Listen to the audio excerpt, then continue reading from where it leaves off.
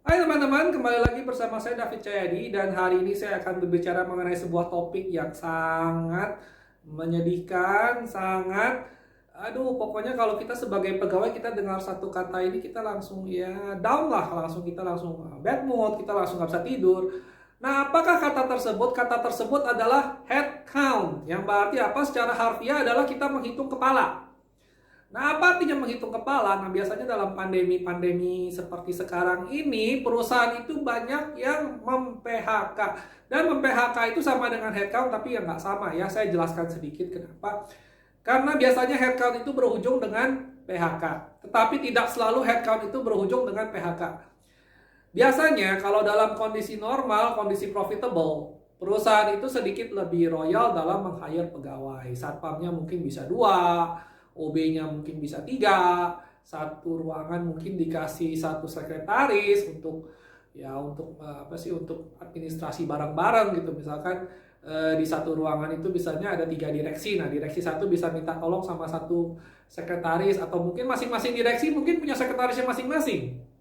Nah, jadi biasanya headcount itu adalah kita hitung lagi siapa sih sebenarnya pegawai kita. Misalkan, saya hitung lagi, oke, berapa sih OB yang saya punya, berapa sih satpam yang kita ada, berapa sih manajer, berapa sih mandor kita, berapa sih teknisi kita. Nah, itu tentu saja tergantung dari skala perusahaan Anda. Kalau perusahaan Anda cuma isi 10 orang, ya nggak usah dihitung-hitung lah, Anda sudah tahu kurang lebihnya siapa aja. Kalau perusahaan Anda sampai puluhan ribu pegawai, nah disitulah headcount biasanya itu sampai harus ada orang ahli yang dimasukkan kembali. Kenapa? Karena sangat susah untuk headcount sebagai kita dari internal. Kenapa saya jelaskan? Misalkan saya adalah seorang direktur HRD lah. Kalau perusahaannya cukup besar, biasanya ada direktur keuangan, direktur produksi, direktur macam-macam. Nah, saya adalah direktur HRD. Saya dapat mandat dari pimpinan untuk, oke, Pak David, kita harus potong 20% pegawai, kamu headcount ya. Waduh, itu saya sangat sulit sekali. Kenapa? Karena saya tiap hari mungkin ada teman saya yang bekerja, ada orang yang sudah puluhan tahun, jadi saya juga tidak bisa secara objektif banget gitu, karena saya juga manusia ya, kita ada personal relation. Nah, makanya biasanya kalau sudah di perusahaan besar, headcount itu mereka bawa satu tim yang tidak terlibat langsung, tidak pernah kenal dengan pegawai yang macam-macam. Mereka datang, mereka dengan objektif bilang, oke, ini perlu, ini nggak perlu, ini bisa di-cut, ini bisa digabung kerjaannya segala macam. Nah, saya itu sedikit out of topic ya.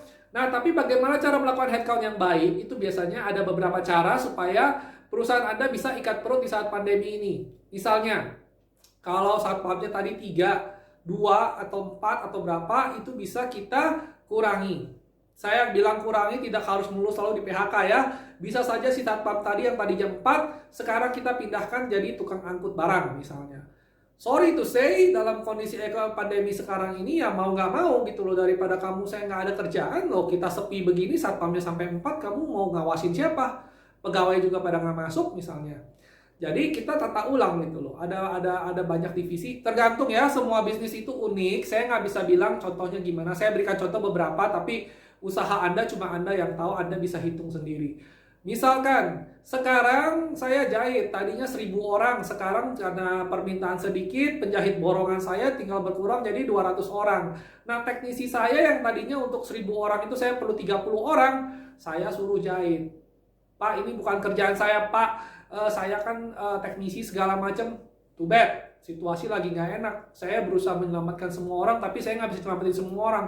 Kalau kamu nggak mau kerjasama, kamu nggak mau ikut menderita pada saat-saat seperti ini, ya sudah, saya PHK saja. Maaf, saya ngomong sedikit kasar, tapi ya itulah dunia nyata gitu loh. Kita nggak bisa bilang selamatin semua orang, kita nggak bisa bilang kasih kamu teknisi yang nggak ada kerjaan duduk-duduk santai. Kalau kamu masih mau bekerja, ya kamu harus turun tangan.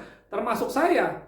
Saya sebagai pengusaha, bukan saya sebagai pengusaha ya, tapi termasuk si bos juga. Si bos juga yang mungkin tadinya ada sekretaris, sekarang sekretarisnya karena pengurangan pegawai, yang tadinya cuma ngurusin dia, mungkin sekarang ngurusin manajer-manajer lain. Tadinya mungkin 3 direksi, 3 sekretaris. Sekarang 3 direksi pakai 1 sekretaris. Ya mungkin bukan dengan konotasi negatif ya, tapi maksud saya dimanfaatkan untuk 3 orang. Jadi dia melayani kebutuhan melayani kebutuhan administrasi 3 orang tersebut gitu. Jadi ya kita juga harus berkorban. Mungkin tadinya sopir pribadi saya hanya untuk ngantar jemput saya, sekarang harus ngantar jemput kebutuhan kantor, ngantar barang segala macam. Ya memang situasi pandemi ini tidak mengenakan, jadi semua orang harus berkorban. Nah, jadi sekali lagi headcount itu tadinya misalnya kita termasuk perampingan. Kalau tadinya kita pesawat kapal tanker yang susah bergerak, pegawainya terlalu banyak, segala macam. Nah, kita harus headcount dalam artian apa? Kita bikin langsing supaya kenapa? Supaya yang pegawai kuncinya diberdayakan untuk sementara waktu. Misalkan terus ya pegawai yang memang tidak ada kerjaan, kalau misalkan dalam analogi saya tukang jahit, ya itu maaf, bener-bener maaf gitu loh. Kalau misalnya nggak ada ordernya ya mau gimana gitu kan, tetap harus saya rumahkan ya minimal kan bebannya bisa dibagi rata gitu misalkan. Sebahasa kita bisa mungkin setengah gaji dulu sampai waktu yang tidak ditentukan ya, ini bukan karena kita gimana ya, cuman memang realita hidup ya begitu gitu loh. Daripada kita harus PHK kan bukan jalan yang utama. Dan kita tidak pernah tahu sampai kapan pandemi ini bisa berakhir. Kalau misalnya 6 bulan ya gampang gitu. Oke, kamu di rumah dulu deh 6 bulan, saya bayar gaji setengah, saya liburan dulu. Tapi kalau misalkan kondisi pandemi tahun depan gitu kita nggak tahu nasibnya gimana, 2 tahun lagi kita nggak tahu nasibnya gimana, kita harus mengambil keputusan yang menyakitkan dan drastis. Tapi ya mau nggak mau gitu. Nah, biasanya headcount itu ada perampingan. Perampingan kita potong yang benar-benar tidak ada kerjaan ya mohon maaf.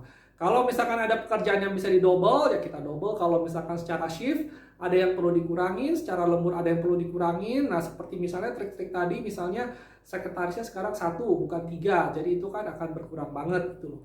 Tidak ada insentif untuk traveling, misalnya kalau untuk direksi dan segala macamnya. Atau mungkin yang tadinya kalau direksi biasanya kalau terbang ke luar negeri itu ada fasilitas ya, misalnya business class, first class ya, sekarang dipangkas semua economy class. Atau misalnya tadi kalau misalkan ada pelatihan, si manajer harus pergi ke luar kota, tadinya bintang 3 sekarang jadi bintang 2. Nah, itu juga termasuk bagaimana mengefisiensikan biaya produksi dan biaya secara total keseluruhan. Jadi headcount itu walaupun menyakitkan, ya kadang-kadang dalam kondisi pandemi ini Anda harus lakukan juga. Tapi kalau misalkan Anda tahu trik-triknya, Anda bisa headcount dengan efisien. Jangan sampai Anda panik, Anda headcount dan semua yang pegawai kunci Anda PHK kan, nanti begitu pandemi berakhir Anda udah nggak tahu mau dagang apa. Gitu. Jadi headcount ini sebenarnya headcount ini beda dengan misalnya gimana ya, kalau orang udah mau tutup itu mereka nggak akan lakukan headcount, mereka akan lakukan PHK massal. Jadi kalau headcount itu sebenarnya masih belum drastis dan masih ada harapan untuk bertahan hidup. Oleh sebab itu mereka harus ya buru-buru makan obat sebelum menjadi fatal penyakitnya. Jadi ya bisa bedakan ya antara headcount dan gulung tikar itu adalah sebenarnya adalah 2 ekstrim yang berbeda. Kalau orang sudah mau gulung tikar, mereka nggak akan headcount lagi. Kalau orang yang masih headcount, berarti ini perusahaan ini masih niat untuk tetap hidup di jangka panjang. Nah, begitu saja soal headcount ya. Jadi memang di aplikasinya di dunia nyata itu memang setiap perusahaan unik sekali lagi. Jadi prinsip saya itu, saya kalau bikin video itu saya nggak bisa menjelaskan secara detail begini. Kenapa? Karena setiap perusahaan beda. Setiap perusahaan itu unik dengan aspek-aspeknya masing-masing. Ada perusahaan yang memang sejuta umat, hari ini bubar, besok pegawai baru, pegawai lama, kemampuannya sama saja. Misalkan apa? Kalau misalkan Anda buka gudang, pegawai lama sama pegawai baru tenaganya sama. Disuruh angkat dari A ke B, ya sama aja, tidak perlu dilatih.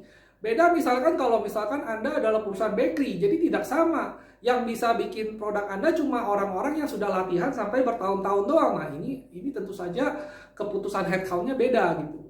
Nah begitu juga dengan direksi, dengan satpam. Biasanya kalau satpam kan ada outsourcing biasanya ya, jadi semua satpam itu sama. Satpam si A, si B, si C kurang lebih kerjanya sama, pelatihannya sama, kemampuannya sama, ya tinggal diganti aja. Tapi beberapa pegawai kunci itu nggak bisa kita ganti seenaknya. Nah itulah yang perlu kita jaga. Jadi pastikan kalau misalkan ada pegawai, kalau menghadapi headcount ya kita hanya bisa berdoa. Karena pada saat keputusan headcount itu keluar, ya sudah terlambat. Kita nggak ada waktu untuk menaikkan performa segala macam, sudah terlambat. Karena headcount itu biasanya keputusan yang sudah diambil ya sudah dijalanin gitu. Nah jadi Anda ngerti ya kalau ada kata konsep headcount yang berarti hitung kepala, ya itulah artinya gitu. Nah sebagai pengusaha Anda harus tahu kapan Anda harus headcount, dan kalau sebagai pegawai Anda harus tahu kalau headcount itu bisa terjadi kapan saja. Jadi jangan pernah lengah, kita bekerja juga harus dengan sepenuh hati, profesional lah. Kita tidak harus cinta pekerjaan kita tidak harus sayang bos kita, tapi pada saat kita terima gaji kita harus bersikap secara profesional. Jadi kita dibayar, sampai detik kita nggak dibayar, kita tetap bekerja seperti layaknya seorang profesional yang berdedikasi. Nah, jadi sekian saja video saya. Semoga bermanfaat ya. Mungkin di masa pandemi ini banyak orang yang secara tidak langsung headcount dia mulai hitung-hitung. Nah, semoga video saya kali ini sedikit gimana ya, ngasih tahu aja gitu loh. Ini sebenarnya teknik ini tuh ada hitungannya, ada namanya headcount. Oke, nah kalau Anda suka video saya, silahkan tolonglah like and subscribe. Dan masih banyak lagi video-video yang kurang lebih hampir sama, berputar seputar bisnis dan manajemen, kadang ekonomi, kadang juga etika dalam berusaha, dalam berbisnis. Oke, sekian dan terima kasih.